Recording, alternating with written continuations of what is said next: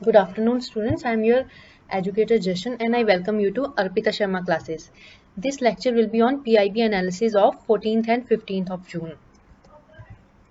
Students, you can subscribe to Arpita Sharma classes for daily The Hindu news analysis, important international organizations, daily MCQs for prelims preparation, strategy classes for UPSC CSE, polity classes, and much more. You can also subscribe to our Telegram channel, which is Simplifying UPSC with Ease, for PDFs, class notes, and other notifications. Arpita ma'am also takes classes on Unacademy Plus. You can use code SharmaYT10 to get 10% discount there. Students, let's start our PIB analysis for today. First release that we are going to take is PM greets people of Odisha on राजा पर्वा. ठीक है, ये एक उड़ीसा का festival है राजा पर्वा के नाम से. तो प्राइम मिनिस्टर मोदी ने उसके अवसर पर उड़ीसा के लोगों को ग्रीटिंग्स दी हैं अपनी. स्टूडेंट्स, दिस फेस्टिवल ऑफ राजा पर्वा is about treating the womanhood well. तो ये माना जाता है कि ये 3 डेज का फेस्टिवल है और इसको अर्थ के मेंस्ट्रुअल डेज माना जाता है. तो जितने भी एग्रीकल्चरल वर्क्स होते हैं लाइक प्लफिंग, सोइंग, वो सब कुछ सस्पेंड कर दिया जाता है इन 3 दिनों के लिए. ठीक है, तो इन 3 दिनों में जो लोग होते हैं, बॉयज एंड गर्ल्स दोनों, वो अपना इंजॉय करते हैं, गेम्स खेलते हैं. ठीक है, कार्ड्स, लूडो, कबड्डी ये सब कुछ खेला जाता है. तो हमारी सोसाइटी में कई बार जैसे क्या है कि it's common to shun women from social life when they are menstruating. तो मेंस्ट्रुएशन को एक टैबू की तरह देखा जाता था. तो उस केस में जो ओडिशा स्टेट है वो स्टैंड आउट करता है. This festival has set an example when it comes to how women should be treated while they are menstruating. तो ये एक तरह की एग्जाम्पल प्रोवाइड करता है कि मेंस्ट्रुएशन के टाइम में विमेन को कैसे ट्रीट करना चाहिए. ये 3 दिन का फेस्टिवल है. फर्स्ट डे को बोला जाता है पहली राजो. Second day is Mithun Sankranti, signifying the beginning of solar month of Mithun, the rainy season. Rainy season की स्टार्टिंग को सिग्निफाई करता है सेकेंड डे जो है संक्रांति का दिन. And third day is Bahudaha और दसी राजा. Fourth day is called Vasumati Snan. और जो सारे वर्क्स हैं, एग्रीकल्चर वर्क्स और बाकी के रिलेटेड वर्क्स, वो वसुमती स्नान के बाद शुरू कर दिए जाते हैं. Now let's take mission Sagar. INS Kesari returns to port Louis, Mauritius. Students, ये एक मिशन सागर लॉन्च किया गया है गवर्नमेंट ऑफ इंडिया के द्वारा, जिसके अंतर्गत उन्होंने क्या किया था, मॉरिशियस जो हमारे इंडियन ओशन में एक आइलैंड है, उस पे इंडियन नेवी की मेडिकल टीम को भेजा था. ठीक है, उनको 23 मई को वहां पे भेजा गया था और अब 14 जून को जो ये नेवल शिप है INS केसरी, ये वहां पे दोबारा किया है मेडिकल टीम को वापस लेने.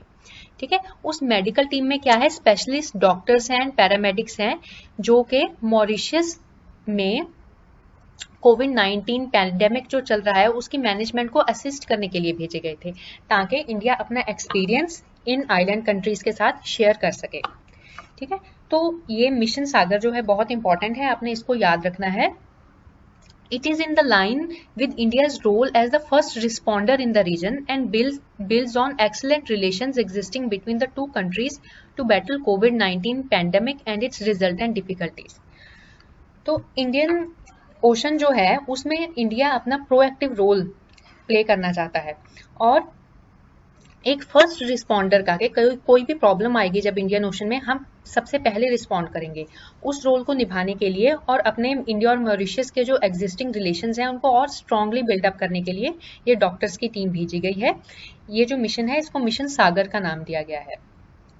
This deployment is in consonance with prime minister's vision of security and growth for all in the region. देखिए, सागर की फुल फॉर्म ये है, security and growth for all in the region of Indian ocean. ठीक है, ये जो उन्होंने concept दिया था ये 2015 में दिया था. ठीक है, और ये कॉन्सेप्ट क्या बताता है कि जो इंडियन ओशन के कंट्रीज हैं वो इंडिया के लिए कितना इंपॉर्टेंट है. ठीक है, तो ये जो ये मिशन सागर है इसके लिए मिनिस्ट्री ऑफ डिफेंस और external affairs and other agencies of government of India काम कर रही हैं. ठीक है, और मिशन सागर क्या है, आउटरीच इनिशिएटिव है जिसके अंतर्गत इंडिया जो 5 आइलैंड नेशंस हैं हमारे इंडियन ओशन में, उनकी हेल्प करेगा कोविड-19 क्राइसिस की मैनेजमेंट में.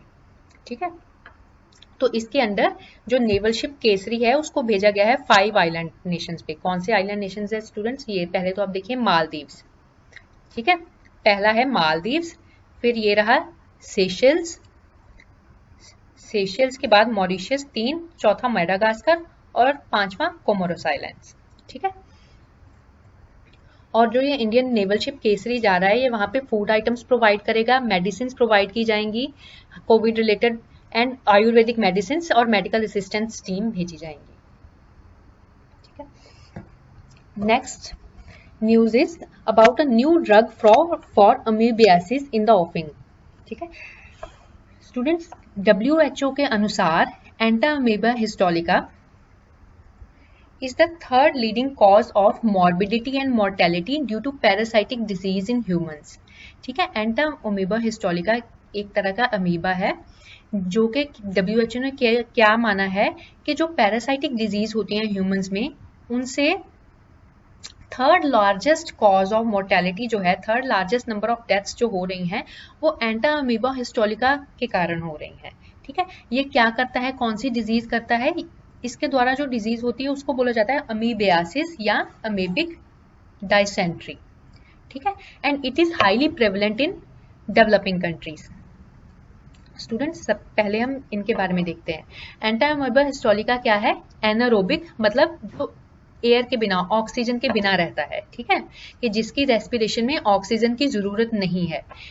एनारोबिक पैरासाइटिक प्रोटोजोअन, ठीक है, पैरासाइटिक होता है जो दूसरे की बॉडी पे रहे, किसी और ऑर्गेनिज्म की बॉडी पे रहे और अपना फूड वहीं से प्राप्त करे। प्रोटोजोन होते हैं single cell organisms feeding on organic matter, ठीक है, part of genus Entamoeba, predominantly infecting humans and other primates causing amoebosis. तो एंटाअमीबा हिस्टोलिका जो है ये एनारोबिक पैरासाइटिक प्रोटोजोन है, ठीक है, जो कि मेनली ह्यूमंस में या अदर प्रीमेट्स में रहता है और अमीबियासिस नाम की डिजीज कॉज करता है, ठीक है। एनारोबिक मतलब जिसको रेस्पिरेशन के लिए ऑक्सीजन नहीं चाहिए, रेदर ज्यादा ऑक्सीजन हो तो ये मर जाता है, ठीक है। प्रोटोजोआ होते हैं सिंगल सेल ऑर्गेनिजम्स जो कि ऑर्गेनिक मैटर पे फीड करते हैं और जनरली इनको पहले क्या था, एनिमल माना जाता था क्योंकि ये मोबाइल होते हैं, जैसे प्लांट्स एक जगह पर खड़े रहेंगे ना, लेकिन ये जो होते हैं प्रोटोजोन्स ये मूव कर सकते हैं जनरली, ठीक है। और उसके बाद जो डिजीज ये कॉज करता है उसका नाम है अमीबियासिस। तो अमीबियासिस क्या है? Third largest cause of death in develop due to this parasitic diseases, ठीक है। तो अमीबियासिस एक तरह से क्या है, ये एंटाअमीबा हिस्टोलिका से होती है ना, तो ये प्रोटोजोअन डिजीज है, ठीक है। जैसे अगर हम देखें HIV कैसे होती है, HIV होता है वायरस से, तो ये वायरल डिजीज है, ठीक है, और कोरोना भी जैसे वायरल डिजीज है। तो अमीबियासिस क्या है? एक प्रोटोजोअन डिजीज है। Is an infection caused by any amoeba of Entamoeba group. Amoebiasis can be present with no mild और सिवियर सिम्टम्स। ऐसा भी हो सकता है कि अमीबियासिस के कोई सिम्टम्स हो ही ना, लेकिन जब इसके सिम्टम्स होते हैं उसमें होता है abdominal pain, diarrhoea and bloody diarrhoea. कई बार क्या होता है कि जो फिकल मैटर है उसमें ब्लड भी आ जाता है, ठीक है। इसकी कॉम्प्लिकेशंस हो जाएं तो कॉलन में अल्सर्स हो सकते हैं और इन्फ्लेमेशन भी हो सकती है, ठीक है, और एक्सट्रीम केसेस में टिश्यू डेथ भी हो सकता है, ठीक है। और क्योंकि आपके ये फिकल मैटर के थ्रू क्या ब्लड निकल रहा है, इसलिए कई बार पेशेंट्स को अनीमिया भी हो जाता है, ठीक है। तो क्योंकि ये वाइडली प्रेवलेंट है डेवलपिंग कंट्रीज में, तो इसको खत्म करने के लिए JNU ने एक नया ड्रग मॉलिक्यूल्स ये डेवलप किया है इस प्रोटोजोआ के अगेंस्ट, ठीक है। क्योंकि हमने अभी पढ़ा कि ये वाला प्रोटोजोअन जो है ये एनारोबिक है, ठीक है। ये क्या है, जब बहुत ज्यादा ऑक्सीजन की प्रेजेंस होगी ये मर जाएगा, ठीक है। It can not survive in high concentration of oxygen, लेकिन ये जब ह्यूमन बॉडी में चला जाता है स्टूडेंट्स, ह्यूमन बॉडी में तो ऑक्सीजन की कॉन्सेंट्रेशन हाई होती है, तो फिर ये ह्यूमन बॉडी में कैसे सर्वाइव करता है, ठीक है। तो ये क्या करता है, एक तरह का अम्यूनो एसिड जिसका नाम है सिस्टीन, वो बनाना शुरू करता है, ठीक है, टू काउंटर ऑक्सीडेटिव स्ट्रेस। ये खुद तो ऑक्सीजन की हाई कॉन्सेंट्रेशन में जिंदा नहीं रह सकता, लेकिन क्या करता है, ये एक तरह से डिफेंस मैकेनिज्म बनाता है और अमीनो एसिड जिसका नाम है सिस्टीन वो जनरेट करता है ताकि वो हाई ऑक्सीजन के स्ट्रेस को काउंटर कर सके, ठीक है। तो ये सिस्टीन को बनाने के लिए ये 2 एंजाइम्स को यूज करता है। ठीक है, जेएनयू ने क्या किया है, इन दोनों एंजाइम्स का मॉलिक्यूलर स्ट्रक्चर पता कर लिया है और ये भी पता कर लिया है कि इन एंजाइम्स को कैसे इनहिबिट किया जा सकता है। स्टूडेंट्स, अगर हम इन एंजाइम्स को इनहिबिट कर देंगे तो क्या होगा, सिस्टीन नहीं बन पाएगा। सिस्टीन नहीं बनेगा तो एंटामीबा हिस्टोलिका बॉडी में जाकर खत्म हो जाएगा, क्योंकि उससे इतना ऑक्सीजन का कॉन्सेंट्रेशन सहारा नहीं जाएगा। ठीक है, तो उनमें से एक इनहिबिटर जो है उसका नाम है इनहिबिटर ऑफ एंजाइम, उसका नाम है ओ एसिटाइल एल सेराइन सल्फा हाइड्रिलेज, OASS। ठीक है, next news is CMAP announces photography competition for medicinal and aromatic plants, और इसका जो थीम है वो है नो योर मेडिसिनल प्लांट्स। ठीक है, CMAP क्या है, central institute of medicinal and aromatic plants का इंस्टीट्यूट है। It is a frontier plant research laboratory of CSIR। ये CSIR की एक बहुत इंपॉर्टेंट प्लांट रिसर्च लेबोरेटरी है। ठीक है, तो CMAP क्या काम करता है, it is steering multi disciplinary high quality research in biological and chemical sciences and extending technologies and services to farmers and entrepreneurs of medicinal and aromatic plants. तो ये बायोलॉजिकल केमिकल साइंसेज में research करता है medicinal और aromatic plants के case में, और technology और सर्विसेज प्रोवाइड करता है फार्मर्स को जो ये वाले प्लांट्स उगा रहे हैं। ठीक है, इसका रिसर्च हेडक्वार्टर है लखनऊ में और इसके बाकी रिसर्च सेंटर्स हैं बेंगलोर, हैदराबाद, पंतनगर और पुरारा में। ठीक है स्टूडेंट्स, मेडिसिनल और एरोमेटिक प्लांट्स क्या होते हैं, जैसे तुलसी, मेडिसिनल प्लांट्स जो कि किसी इलाज में काम आए। ठीक है, जैसे टर्मरिक, टर्मरिक एक बहुत इंपॉर्टेंट मेडिसिनल प्लांट है, टर्मरिक हो गया, फिर आपका जिंजर हो गया, हमारे तो बहुत ज़्यादा ऐसे प्लांट्स हैं जो मेडिसिनल प्लांट्स हैं। ठीक है, फिर एरोमेटिक प्लांट्स जिसमें से कुछ खुशबू आए। ठीक है, जैसे तुलसी है, हमारा मिंट है, ठीक है, लेमन ग्रास है, ये सब एरोमेटिक प्लांट्स में आते हैं। तो इनमें रिसर्च के लिए और इनके बेनिफिट्स क्या होंगे हेल्थ के लिए, या फिर फार्मर्स इनको उगाकर कैसे अपना बिजनेस बढ़ा सकते हैं, पैसा कमा सकते हैं, उन सब चीज़ों में रिसर्च करता है CMAP। ठीक है, उसके बाद देखते हैं कि CSIR क्या है, council of scientific and industrial research. तो ये क्या है, इंडिया की एक बहुत इंपॉर्टेंट R&D ऑर्गेनाइजेशन है जो कि different science and tech areas में रिसर्च एंड डेवलपमेंट करती है। ठीक है, CSIR में क्या है, नेशन वाइड 38 नेशनल लेबोरेटरीज हैं, 39 आउटरीच सेंटर्स हैं, 3 innovation complexes and 5 units. CSIR को स्टूडेंट्स श्री शांति स्वरूप भटनागर जी ने स्टार्ट किया था। ठीक है, जिनके नाम पे इंडिया में साइंस के रिलेटेड एक अवार्ड भी चलता है। ठीक है, ये इंपॉर्टेंट बात आपने याद रखनी है। CSIR के फाउंडर कौन थे, Shanti Swarup Bhatnagar ji. Next news is India joins global partnership on artificial intelligence, क्या है, GPAI as a founding member to support the responsible and human-centric development and use of AI। तो क्या हुआ है, इंडिया ने ये US, UK, European union, Australia, Canada, France, Germany, Italy, Japan, New Zealand etcetera जैसी बहुत सारी कंट्रीज के साथ मिलकर इनकी लीग को ज्वाइन करते हुए इसको लॉन्च किया है, global partnership for artificial intelligence. मतलब ये जो एक ग्लोबल लेवल की इंटरनेशनल पार्टनरशिप है, किसके लिए, आर्टिफिशियल इंटेलिजेंस के लिए। ठीक है, तो उसका अब इंडिया एक फाउंडिंग मेंबर बन गया है।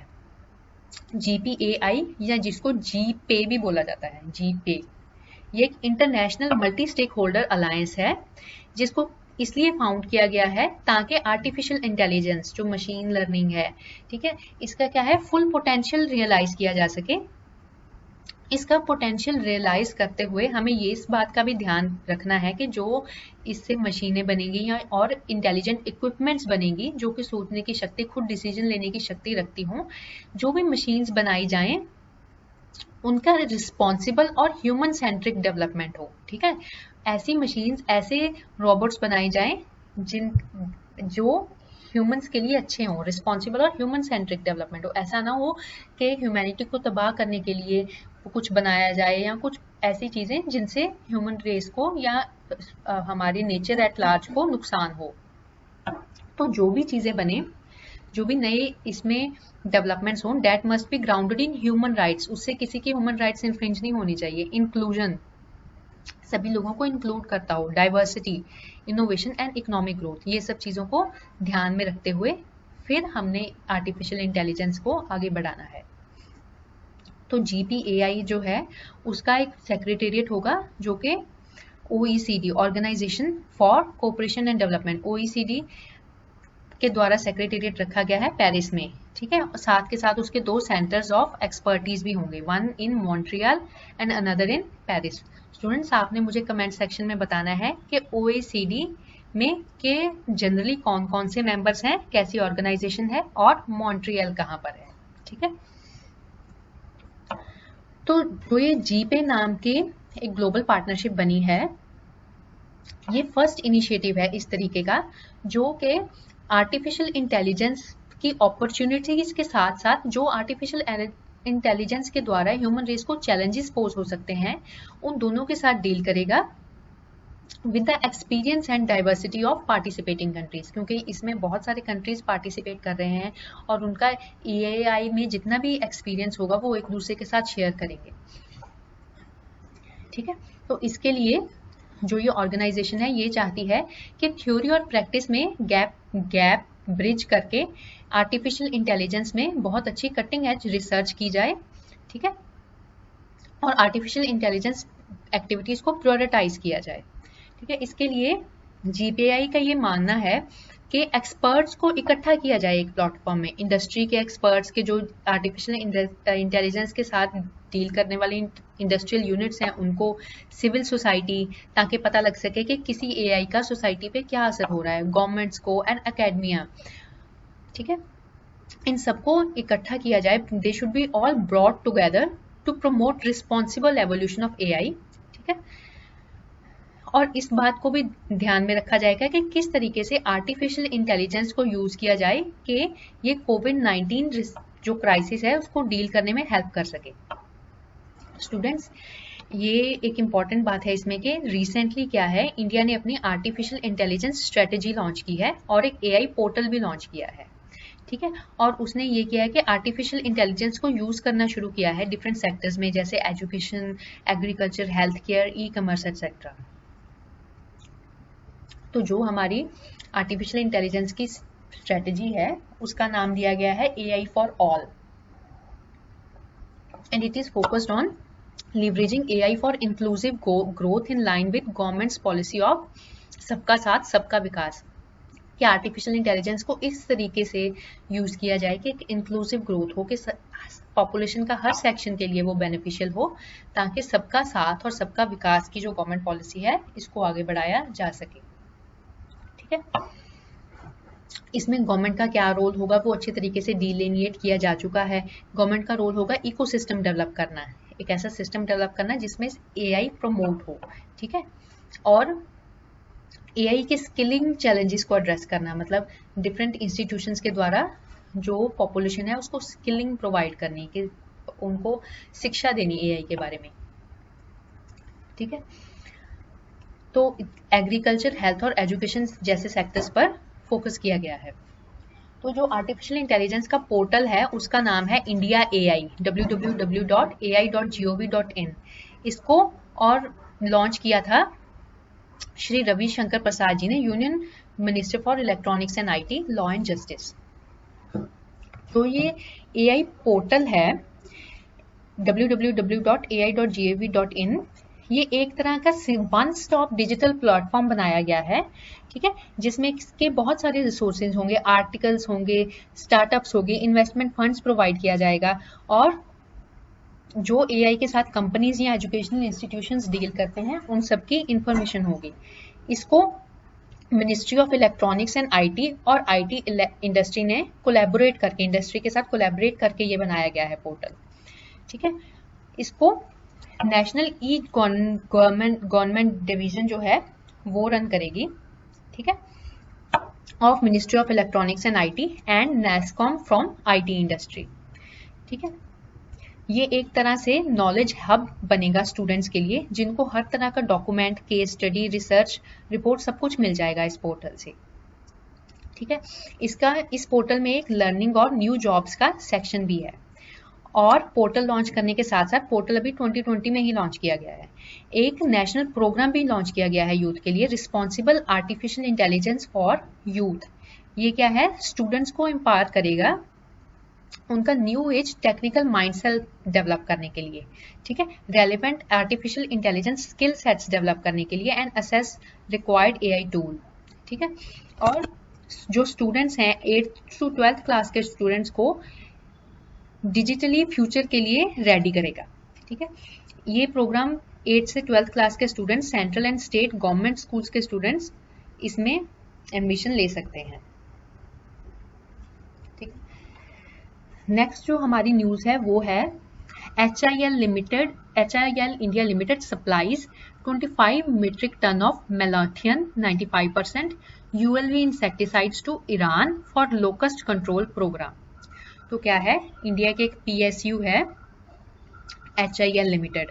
ठीक है, ये केमिकल एंड फर्टिलाइजर मिनिस्ट्री के अंडर आती है। इसने क्या किया है कि ईरान को, जो हमारे लोकस्ट अटैक था, टिड्डी अटैक था, उसके लिए ईरान को 25 मीट्रिक टन की मेडिसिन भेजी हैं उस लोकस्ट अटैक को काउंटर करने के लिए, इंसेक्टिसाइड्स भेजे गए हैं। ठीक है, किसमें एक गवर्नमेंट टू गवर्नमेंट इनिशिएटिव शुरू किया गया है इंडियन गवर्नमेंट का ईरान गवर्नमेंट के साथ लोकस्ट को कंट्रोल करने के लिए। ठीक है, रिसेंटली क्या है स्टूडेंट्स, रिसेंटली इंडियन गवर्नमेंट ने ईरानियन गवर्नमेंट और पाकिस्तान गवर्नमेंट दोनों के साथ बातचीत की है कि ये लोकस्ट मिनेस जो है उसको कंट्रोल किया जाए। और जो ईरान की गवर्नमेंट है उसने अपनी विलिंगनेस भी जताई है इंडिया के साथ कोलैबोरेट करने के लिए। आपको पता ही होगा जो अप्रैल में इंडिया में लोकस्ट अटैक हुआ था, it is worst in the last 25 years. ठीक है, तो जो फूड एंड एग्रीकल्चरल ऑर्गेनाइजेशन है उसका ये कहना है कि अभी जो लोकस्ट की पॉपुलेशन है वो ईरान के सिस्तान बलूचिस्तान रीजन में अभी और पैदा हो रही है, और भी लोकस्ट वहां पे ये मतलब क्या पॉपुलेशन उनकी बढ़ रही है। और हो सकता है कि वो अगले कुछ महीनों में इंडिया में फिर से अटैक करें और बहुत ज्यादा क्रॉप्स की डिवास्टेशन करें। ठीक है, तो इंडियन गवर्नमेंट ने ये चाहा है कि this problem should be solved and these locusts should be killed in their breeding ground itself, कि सिस्तान बलूचिस्तान रीजन में ही लोकस्ट को खत्म कर दिया जाए, और इसके लिए ईरान गवर्नमेंट के साथ बातचीत की है। स्टूडेंट्स, ये है हमारा मिडल ईस्ट और अफ्रीका का मैप जो है, ये मैं आपको दिखा रही हूँ। ये अगर आप देखें ये ईरान है, तो ईरान के बिल्कुल ईस्टर्न साइड में जो सिस्तान बलूचिस्तान का रीजन आता है, यहाँ पे लोकस्ट जो हैं वो बहुत ज्यादा ब्रीड कर रहे हैं। और ये जो रीजन है इस मैप में अगर हम देखें, यहाँ पे होगा ये रीजन। ठीक है, ये होगा सिस्तान बलूचिस्तान का रीजन। तो ये पाकिस्तान के बिल्कुल साथ लगता है, और पाकिस्तान के इधर इंडिया देखिए, ये गुजरात स्टेट होगी इंडिया के ऊपर, राजस्थान, सारी बाकी स्टेट्स। ठीक है, तो यहाँ पे ही खत्म करना चाहते हैं हम इन लोकस्ट को। ठीक है, तो जो ये लोकस्ट हैं इन्होंने बहुत ज्यादा क्रॉप डिवास्टेशन की है, सिर्फ इंडिया और पाकिस्तान में ही नहीं, हॉर्न ऑफ अफ्रीका में, ईस्ट अफ्रीका और अरेबियन पेनिनसुला। ठीक है, ये देखिए स्टूडेंट्स, यहाँ पे था ना ये सिस्तान बलूचिस्तान, तो उन्होंने ये पूरी अरेबियन पेनिनसुला जो है इसमें अटैक किया। फिर ये हॉर्न ऑफ अफ्रीका और ईस्टर्न अफ्रीका, ये सारे रीजन, इधर भी लोकस्ट का अटैक हुआ था। ठीक है, और उसके बाद इंडिया की जो स्टेट्स हैं, राजस्थान, मध्य प्रदेश, गुजरात, पंजाब एंड उत्तर प्रदेश, ये सब इफेक्ट हुई थी। ये जो हमारी PSU है, इसका पहले नाम होता था हिंदुस्तान इंसेक्टिसाइड्स लिमिटेड, लेकिन अब क्या है कि ये सिर्फ इंसेक्टिसाइड्स के साथ डील नहीं करती, ये पेस्टिसाइड्स के साथ, सीड्स के साथ और भी बहुत सारे एग्रीकल्चर रिलेटेड रिसोर्सेज के साथ डील करती है। ठीक है, और HIL ने क्या है 600 metric ton of these medicine malathion 95% UV ये इंडियन स्टेट्स को भी प्रोवाइड किए हैं। Next news is that EPFO जो है, एम्प्लॉयज प्रोविडेंट फंड ऑर्गेनाइजेशन, ये union ministry of labour and employment के अंडर एक डिपार्टमेंट है। उसने क्या किया है, multi location claim settlement launch किया है। ठीक है, तो EPFO क्या है, दुनिया की सबसे बड़ी सोशल सिक्योरिटी ऑर्गेनाइजेशंस में से एक है, ठीक है, अगर हम उसके नंबर ऑफ क्लाइंट्स देखें और फाइनेंशियल उसकी ट्रांजैक्शंस देखें, ठीक है, एट प्रेजेंट इसमें 19 करोड़ से ज़्यादा अकाउंट्स हैं। तो क्या था कि इसके बहुत ज़्यादा वो हैं, मतलब रीजनल सेंटर्स हैं, तो कुछ कुछ रीजनल सेंटर्स में बहुत ज़्यादा पेंडेंसी हो गई थी, बहुत ज़्यादा क्लेम्स आ रहे थे। तो इन्होंने क्या किया है कि ऑनलाइन क्लेम सेटलमेंट शुरू किया है कि अब जो भी रीजनल सेंटर जिसमें बहुत ज़्यादा क्लेम्स पेंडिंग है, जैसे गुड़गांव का था उसमें बहुत क्लेम्स पेंडिंग थे, तो वो लोग क्या कर सकते हैं, वो लोग बाकी EPFO सेंटर्स हैं जिनमें अभी ये इतना ज़्यादा काम ना हो, और ये मतलब जिस एरिया में अभी कोविड का भी मेनाइस इतना ज़्यादा ना हो, उनके साथ इन्होंने क्या किया है कि वो लोग उनकी जिनके पास अभी ज़्यादा काम पेंडिंग है उनकी क्लेम सेटलमेंट को वो डील करेंगे। ठीक है, तो इससे क्या होगा, जैसे क्या है स्टूडेंट्स, कि जो जलंधर का EPFO सेंटर है और भी पंजाब के 2-3 EPFO सेंटर्स हैं, वो गुड़गांव वाले EPFO सेंटर्स के साथ कोऑर्डिनेट कर रहे थे। तो क्या होगा कि अगर कोई और सेंटर आपका ये क्लेम्स को प्रोसेस करेगा, it will also help in ushering faceless claims. ठीक है, अगर जो क्लेम्स को सेटल किया जा रहा है, हम उस पर्सन को जानते नहीं, वो किसी और रीजन का है, तो क्या होगा, कुछ भी बायसनेस होने के चांस नहीं है। It will lead to greater transparency, efficiency, reduction in number of grievances also, and expeditious settlement of online claims in the line with Prime Minister's vision of Digital India।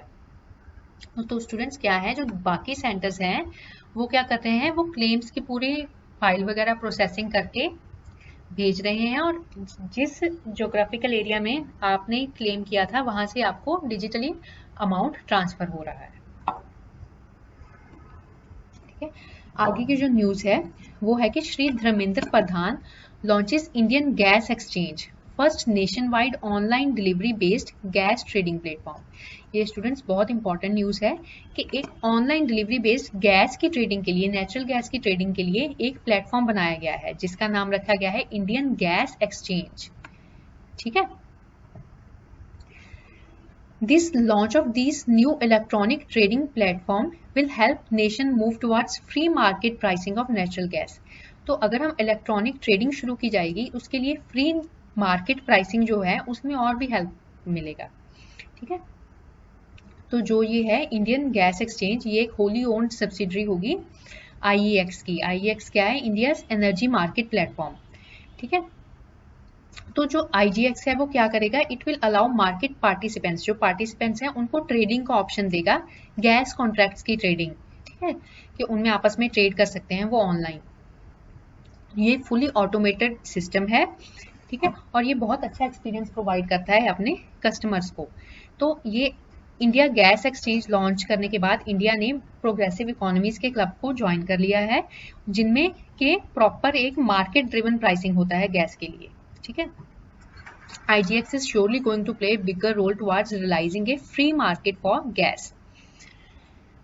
The minister also said that Petroleum and Natural Gas Regulatory Board is working on rationalization of tariff to make natural gas affordable in every part of the country. Students, first of all तो क्या है कि natural gas की free market economy करती जाएगी, कि government के द्वारा नेचुरल गैस के प्राइसेस को कंट्रोल नहीं किया जाएगा। ठीक है, मार्केट फोर्सेस के अकॉर्डिंग ही उसकी प्राइस रहेगी। तो इस केस में क्या होता है कि जो प्राइस है उसके कम होने के चांस होते हैं। ठीक है, कि जब नेचुरल गैस सस्ती है तो हम सबको सस्ती मिलेगी, बहुत ज़्यादा गवर्नमेंट का कंट्रोल नहीं रहेगा इसमें। ठीक है, लेकिन जो ये है petroleum and natural gas regulatory board, वो ये काम कर रहा है कि जो नेचुरल गैस है, जब मार्केट बेस उसका प्राइसिंग मैकेनिज्म हो जाएगा तो उसको और भी अफोर्डेबल बना के इंडिया के सभी कंट्रीज, इंडिया के सारे पार्ट्स में अवेलेबल करवा दी जाए। ठीक है, ये भी माना जा रहा है कि ये प्रॉपर मार्केट बेस्ड प्राइसिंग होने के बाद ये नेचुरल गैस या गैस पाइपलाइंस इस सारे एरिया में बहुत ज़्यादा इन्वेस्टमेंट्स आएंगी। इंडिया के बहुत सारे कंट्रीज जैसे कतार, ऑस्ट्रेलिया, रशिया एंड US के साथ लॉन्ग टर्म गैस कॉन्ट्रैक्ट्स भी हैं जो हमें नेचुरल गैस सप्लाई करेंगे, और इंडिया ने ये बहुत ज़्यादा स्ट्रेटेजिक एसेट्स में भी अपनी इन्वेस्टमेंट कर रखी है, जैसे मोजाम्बिक में, रशिया में और बाकी कंट्रीज में। इसमें मिनिस्ट्री जो है इसने IGX को लॉन्च के दौरान और भी गैस या नेचुरल गैस के रिलेटेड जो प्रोजेक्ट्स चल रहे हैं उनके बारे में बात की, जैसे ऊर्जा गंगा, इंद्रधनुष प्रोजेक्ट, धामरा दहेज पाइपलाइन, जो ढमरा है वो उड़ीसा में है, दहेज जो है वो गुजरात में है। दोनों एरियाज को कनेक्ट करते हुए पाइपलाइन बनाई जा रही है, जिसको ढमरा दहेज पाइपलाइन बोला जा रहा है। ठीक है। Coal gasification and CBM policy, उनका ये कहना था कि अगले कुछ सालों में इंडिया के पास 30,000 किलोमीटर की पाइपलाइन होगी। मिनिस्ट्री का ये कहना था कि ऑनलाइन ट्रेडिंग प्लेटफॉर्म बना के, ठीक है, ये इंडिकेटर है कि गवर्नमेंट की जो पॉलिसी है वो कितनी प्रोग्रेसिव है।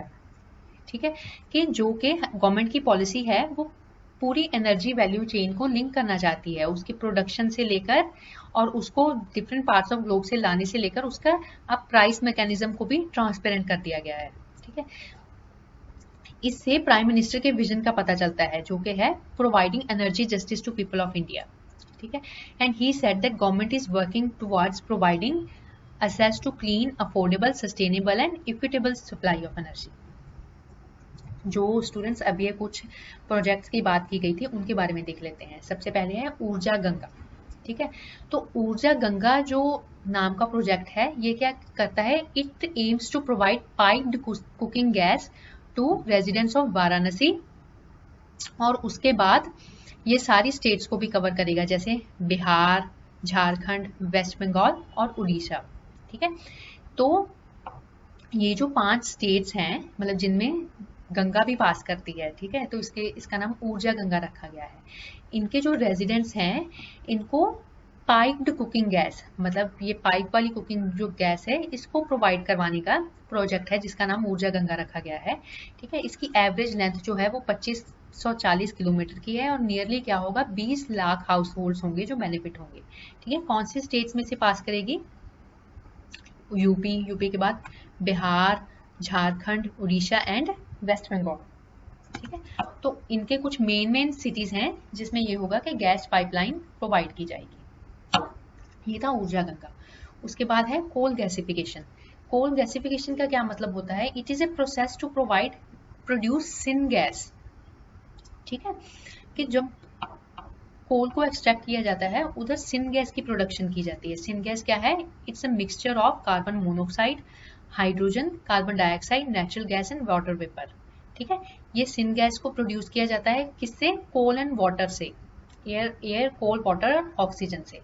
तो उसके बाद जब ये सिन गैस के जो इंग्रेडिएंट्स हैं इनको डिफरेंट चीज़ों में यूज किया जाएगा, जैसे फ्यूल के लिए, ठीक है, एनर्जी के लिए एक्सेट्रा। उसके बाद सीबीएम पॉलिसी क्या है गवर्नमेंट की, सीबीएम होता है कोल बेड मीथेन। ठीक है, it is the policy to offer blocks for exploitation of coal bed methane through open competitive bidding system.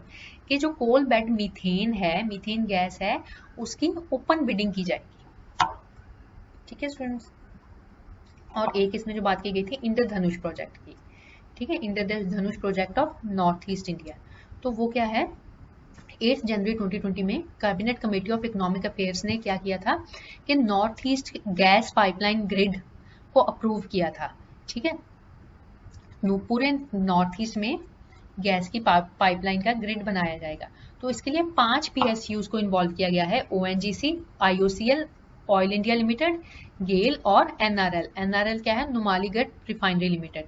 तो इन 5 PSUs का जो ज्वाइंट वेंचर है उसको इंद्रधनुष गैस ग्रिड लिमिटेड बोला गया है, और ये इंद्रधनुष प्रोजेक्ट है नॉर्थ ईस्ट इंडिया का। ठीक है, तो जो ये गैस पाइपलाइन की जाएगी ये कहाँ पे डेवलप की जाएगी, जो नॉर्थ ईस्ट की 7 सिस्टर्स हैं प्लस सिक्किम, जैसे मणिपुर, मेघालय, असम, अरुणाचल, मिजोरम, नागालैंड एंड त्रिपुरा, ये क्या है, 7 सिस्टर्स हैं, और साथ के साथ सिक्किम में। तो ये जो पाइपलाइन बनाई जाएगी वो क्या करेगी, ऑटोमोबाइल्स के लिए, कुकिंग के लिए, ठीक है, इंडस्ट्री के लिए CNG प्रोवाइड करेगा। तो जो ये कंसोर्टियम है, ये जो इंद्रधनुष गैस ग्रिड लिमिटेड है, इसको 60% ऑफ प्रोजेक्ट की फंडिंग मिलेगी गवर्नमेंट से, बाकी इनको डेट और इक्विटी के थ्रू मार्केट से या बैंक से उठाना पड़ेगा। ठीक है, next news is about coverage of PM one धन योजना to be expanded from current 18,000 self-help groups to 50,000 self-help groups. ठीक है, and coverage of tribal gatherers to be increased to 10 lakhs. Students ये क्या है, ये ट्राइफेड और मिनिस्ट्री ऑफ ट्राइबल अफेयर्स के अंडर वन धन स्टार्टअप्स शुरू की गई थी, जिनका क्या मतलब था कि जो ट्राइबल गैदरर्स हैं, जो माइनर फॉरेस्ट प्रोड्यूस को गैदर करते हैं या जो क्या करते हैं, ये जंगलों में रहते हैं और जो फॉरेस्ट की प्रोड्यूस है उसी पर निर्वाह करते हैं, या फिर क्या है, अभी हमें पता है कोरोना के कारण बहुत सारी लेबर अपने होम स्टेट्स में वापस जा रही है, उनकी एम्प्लॉयमेंट जनरेशन के लिए ये वन धन स्टार्टअप्स शुरू की गई थी। ठीक है, तो क्या है, 1205 ट्राइबल एंटरप्राइजेस बना दी गई हैं, जिनमें 3.6 लाख ट्राइबल गैदरर्स काम कर रहे हैं, और ये एंटरप्राइजेस के अंदर क्या है, 18,000 सेल्फ हेल्प ग्रुप्स बना दिए गए हैं। इसमें अराउंड 22 स्टेट्स जो हैं वो इन्वॉल्व हैं। तो ये क्या है, जो प्राइम मिनिस्टर का नारा है गो वोकल फॉर लोकल, उसको ये इम्प्लीमेंट करता है। ठीक है, इसके साथ उन्होंने और भी ऐड किया है, go vocal for local, go tribal, मेरा वन मेरा धन मेरा उद्यम। ठीक है, इसमें क्या है कि जो फॉरेस्ट प्रोड्यूस होता है, जैसे हनी हो गया, ठीक है, लैक हो गया और कई मेडिसिनल प्लांट्स होगी, उनको ये उनकी प्रोसेसिंग करके ये ट्राइबल स्टार्टअप्स बनाई जाएंगी जो ऐसे प्रोडक्ट्स को बेचेंगे फिर बाद में। ठीक है, ये 2019 में ही स्टार्ट किया गया था वन धन योजना, और इस बहुत क्विकली ये स्प्रेड किया गया है, और जो स्टेट्स हैं वो एक दूसरे के साथ कम्पीट भी करने लगी हैं। ठीक है, इसका बहुत बड़ी इंपॉर्टेंस जो ये है कि इस प्रोजेक्ट के द्वारा मार्केट लिंकेजेस बनाई गई हैं। जैसे देखो स्टूडेंट्स, पहले भी वो हनी कलेक्ट करते थे, मेडिसिनल प्लांट्स कलेक्ट करते थे, पर उन्हें ये नहीं पता था कि इसको बेचना कैसे है, इसकी मार्केटिंग कैसे करनी है। उनके पास कोई मार्केट ऐसा इतना बड़ा नहीं था, जितने उन्हें थोड़े बहुत पैसे मिल जाते थे वो बेच देते थे। ठीक है, अब क्या है कि पूरे नेशनल लेवल की मार्केट्स के साथ इन ट्राइबल एंटरप्राइजेस को कनेक्ट कर दिया गया है। ठीक है, जो ट्राइबल्स हैं उनको हम एंटरप्रेन्योर्स बना रहे हैं। जो वन धन योजना है, इसका एम है to promote minor forest product centric livelihood development of tribal gatherers and artisans. ठीक है, जो ट्राइबल गैदरर्स हैं उनकी लाइवलीहुड को डेवलप करना है माइनर फॉरेस्ट प्रोड्यूस की ट्रेडिंग और सेलिंग के द्वारा। ठीक है, ये क्या करते हैं, माइनर फॉरेस्ट प्रोड्यूस में वैल्यू एडिशन की जाती है। ठीक है, तो जो इस वैल्यू चेन में minor non tribal forest produce की ट्राइबल चेन में अभी जो ट्राइबल्स हैं उसका नॉन टिम्बर फॉरेस्ट प्रोड्यूस जो है, कि टिम्बर के बिना जो फॉरेस्ट का प्रोड्यूस हो रहा है और जंगल से क्या क्या चीजें हमें मिलती हैं, उसमें अभी ट्राइबल लोगों का जो शेयर है वो 20% है। ठीक है, उसको 60% तक करना है इनकी एंटरप्राइजेस को बढ़ावा देके। ठीक है, इसको मिनिस्ट्री ऑफ ट्राइबल अफेयर्स द्वारा इंप्लीमेंट किया गया है और नोडल डिपार्टमेंट इसका ट्राइफेड है। ठीक है, ये माइनर फॉरेस्ट प्रोड्यूस का क्या सिग्निफिकेंस होता है, ये ट्राइबल्स के लिए मेजर सोर्स ऑफ लाइवलीहुड है। स्टूडेंट्स, आप देख सकते हैं कि अराउंड 100 मिलियन फॉरेस्ट ड्वेलर्स जो हैं वो माइनर फॉरेस्ट प्रोड्यूस पे डिपेंड करते हैं अपने फूड के लिए, शेल्टर के लिए, कैश इनकम और मेडिसिन के लिए। ठीक है, तो क्या है स्टूडेंट्स, जो वैसे तो जब ये एग्रीकल्चरल सीजन होता है तब बहुत ज़्यादा ट्राइबल पॉपुलेशन जो होती है क्या करती है, एग्रीकल्चर लेबर की तरह भी काम करती है। लेकिन जब लीन सीजन होते हैं कि कुछ अभी मेन क्रॉप की सोइंग या कटिंग वगैरह नहीं चल रही, फिर तो वो टोटली माइनर फॉरेस्ट प्रोड्यूस पे डिपेंडेंट होते हैं। ठीक है, उनका क्या है 20 से लेके 40% जो इनकम है वो MFP से ही आती है। और इससे एक और बहुत ज़्यादा फायदा होगा कि जनरली माइनर फॉरेस्ट प्रोड्यूस को कलेक्ट करने के लिए विमेन इन्वॉल्व हैं, तो क्या है ये विमेन की फाइनेंशियल एम्पावरमेंट में वर्क हेल्प करेगा। Thank you students, this was all for today.